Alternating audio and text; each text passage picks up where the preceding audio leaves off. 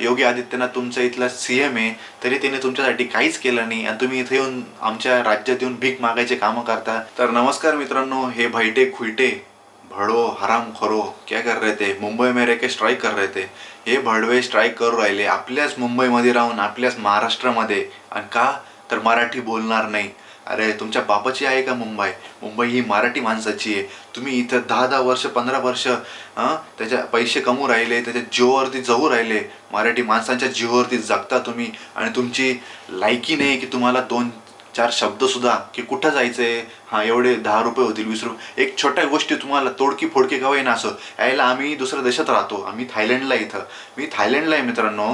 का लोकांना पण माहिती माझा ट्रॅव्हलचा बिझनेस आहे. मी महिनाभर असतो, मला येत नाही थाय लँग्वेज, तरी पण मी तोटी मोठी सवादी क्राब सवादी माय क्राब कोपुंग क्राब सगळ्या गोष्टी बोलवायचा प्रयत्न करतो. तुटकी फाटकी कशी पण असू तरी ते म्हणता. अरे त्यांच्या मनाला आनंद होतो की हृदय या हृदयाला स्पर्श होतं की आता मराठी माणसाजवळ तुम्ही तुटकी फुटकी जरी मराठी बोलायचा प्रयत्न केला, भाईट्यांनो भाडव्यांनो हरामखोरांनो जरी केला, तरी मराठी माणूस म्हणाला यार काही विषय नाही यार, आपल्यासाठी ट्राय केलेलं आहे माणसांनी, काही नाही, शिकल हळूहळू. आणि दुसऱ्या राज्यात जरी गेलो आम्ही गुजरातला जाऊ, जिथं 5 वर्षाच्या वरती राहू, तर आम्हाला बोलायचा प्रयत्न करू. आम्ही चाहे मध्य प्रदेशला जाऊ, छत्तीसगडला, राजस्थानला राजस्थानी बोलू, पंजाबीला पंजाबी बोलू, आम्ही भाषा बोलायचा प्रयत्न करू. आम्ही दुसऱ्या देशात राहून पण बोलायचा प्रयत्न करत असतो.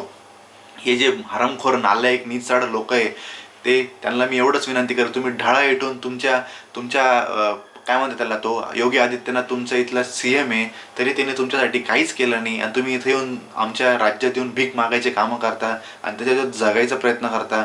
नालायकांना तुमची लायकी पण नाही खरं बघायला गेलं तर. तुम्ही तुमच्या राज्यात जाऊन तुमच्या राज्यात तुम्ही तुमचा धंदा करून दाखवा ना.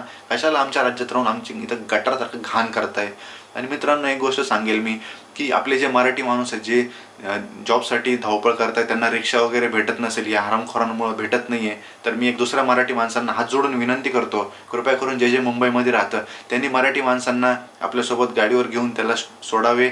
काय असेल तर मित्रांनो सपोर्ट करत जा, कारण की आपला मराठी माणसाला, आपलंच मराठी माणूस इथून पुढे चाहे तो भाजीवाला असो रिक्षावाला असो, मराठी माणूस असेल तरच जा, नाही तर जाऊ नका. कारण की त्याशिवाय हे लोक सुधारणार नाही आहे. आणि त्यांनी इथून निघा ढाळा, तुमच्या वाचून काहीच अडलं नाही, तुम्ही गेले नाही, आम्हाला काही फरक पडत नाही. आमचा महाराष्ट्र खूप मोठा आहे. आमच्या गावाखेड्यातून आमचे खूप तरुण आहे ज्यांना रोजगार नाही आहे, ते तिथे येऊन कमवतील. तुम्ही तुमची गप तुमच्या इकडं घाला. जय हिंद, जय महाराष्ट्र भावांनो.